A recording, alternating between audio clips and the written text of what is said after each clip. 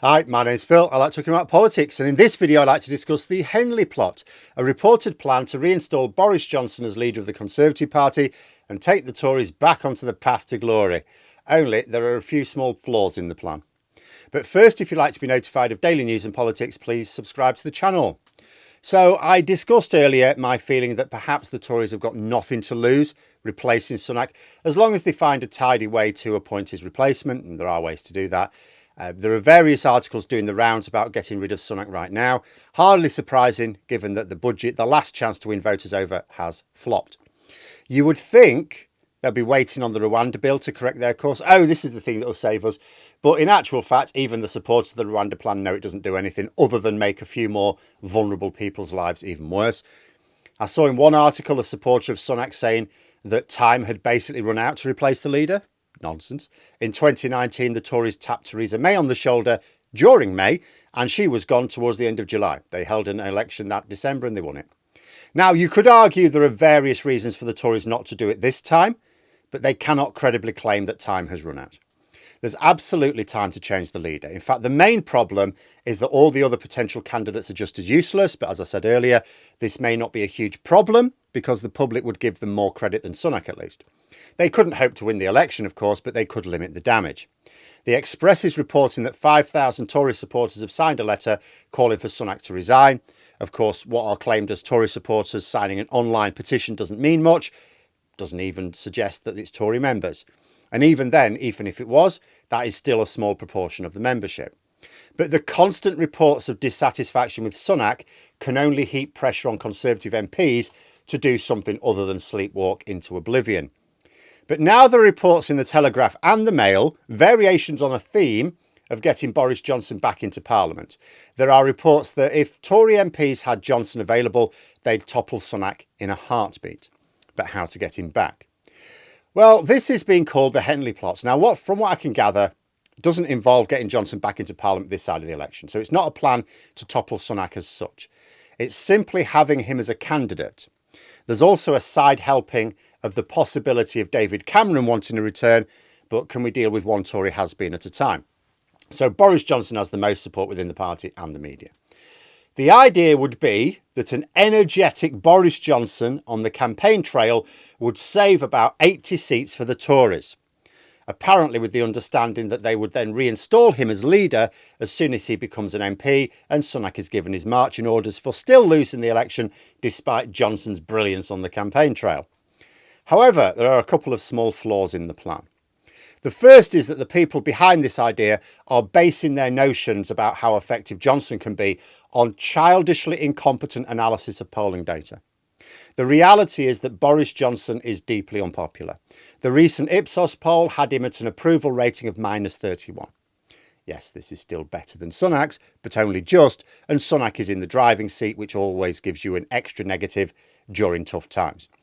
The idea that Johnson is an electoral asset is questionable, at least. I accept that he would appeal to some voters, which Sunak doesn't, absolutely. But if he repels more useful voters than he attracts, what's the point? Johnson's supporters simply cannot shift this notion from their heads about him being a great campaigner. He was never a great campaigner.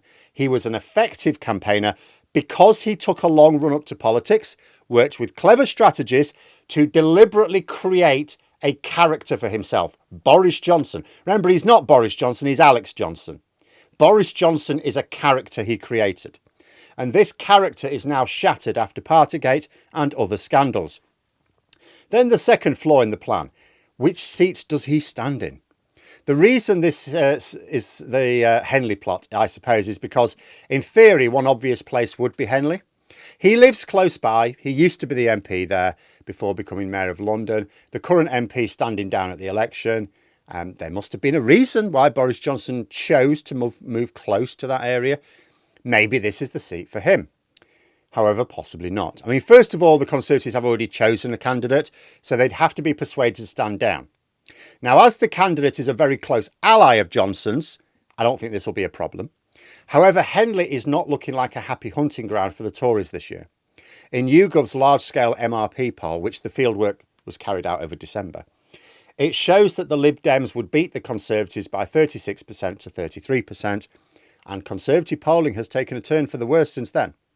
Now, if Boris Johnson happens to be wildly popular around Henley, maybe he could add a premium to the Tory vote. I don't have local knowledge. It's possible for Johnson to be very unpopular throughout the country, but to have strong support in certain individual areas where he could indeed be an electoral asset. It's just that I suspect not. If anything, more traditional Conservatives seem to be the most put off by Johnson's behaviour and manner. He was supported in 2019 because he wasn't Jeremy Corbyn. He also made a lot of nice sounding promises that he promptly failed to deliver on, but still waxed taxes up to pay for his non-delivery. So if anything, Johnson's inclusion on the ticket for Henley could generate even more anti-Tory tactical voting than would currently be expected. And if we're going to collude with this fantasy that Johnson will be such a boon to the Conservative campaign that he will single-handedly save an extra 80 seats for them, he needs a seat which is safe enough to allow him to go campaigning around the country. It's no good if he has to go door knocking every single day in the seat he's trying to fight. You know, if he has to focus on his own personal contest, he will be of little use to the wider party. Also, Johnson will want to be confident of the seat. There's no way his ego will want to risk losing. Personally, I think Christchurch would be his best bet. The Conservatives don't currently have a candidate there. The MRP polling shows the Tories winning by a comfortable margin still, even with this, this poll in December. And as an added benefit, if there were to be a lot of tactical voting there, it's not obvious who people would back, Labour or the Lib Dems. That means the tactical vote against him, unless there's a very, very good local campaign, is likely to be split. So that would be his best bet. But as Johnson and his supporters are afraid of data and critical thinking, I doubt they'll even be thinking of that. And would Johnson even want to return just to be leader of the opposition? According to the report, people close to him think he seems keen. Maybe he believes his own mystique and believes that he could roar straight back into government at the following election, and that would add to his glory. I mean, indeed, his reputation would be set for life if he did that. I just don't see it being credible. I don't think Johnson will help the Tories retain more seats by simply campaigning alongside Sunak. Don't get me wrong. I think Sunak will be better on the campaign trail than Johnson will be better than Sunak. But it may be that the threat of Johnson taking over again after the election turns out the anti-Tory tactical vote. Because it'll be fairly obvious if Johnson hits the campaign trail and stands for a seat, it'll be fairly obvious MPs want him back in charge. If I were Labour, I would 100% be pushing the line that he wants Liz Truss as his Chancellor. And if their plans did somehow work, if Johnson did return and did win a seat at the election, imagine the embarrassment if he were pretty much the only one. What if the Tories are still beaten into third or fourth place in Parliament? Congratulations, Boris Johnson. You're now the leader of a minor party in Parliament, stuck at the back. Not sure if he could be bothered if he's not even leader of the opposition. The entire plan is built around a fundamental lack of understanding of the data available. But then Sunak only has himself to blame. He failed to move out of Johnson's shadow so he can deal with the consequences of that. But there we are. Those are my thoughts. Let me know yours in the comments below. Hope you found the video interesting. If you did, please click the like button. And if you'd like to support the channel further, the join button for memberships. And until next time, I'll see you later.